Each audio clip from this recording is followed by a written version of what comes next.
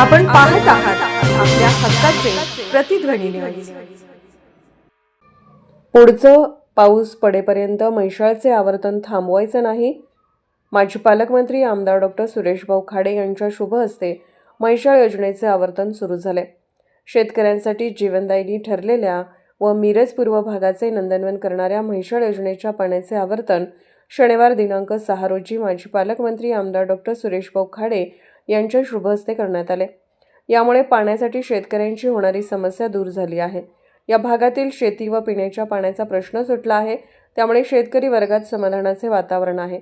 यावेळी बेडगचे सरपंच उमेश पाटील, दिलीप बोरसे, मालगावचे काकासो धामणे, सलगरेचे तानाजी पाटील, म्हैसाळचे धनंजय कुलकर्णी, आरगचे युवा उद्योजक सागर वडगावे, सिद्धेवाडीचे महावीर खोत, खटावचे रावसाहेब बेडगे, टाकळीचे किरण बंडकर यांच्यासह असंख्य भाजपा पदाधिकारी व कार्यकर्ते उपस्थित होते.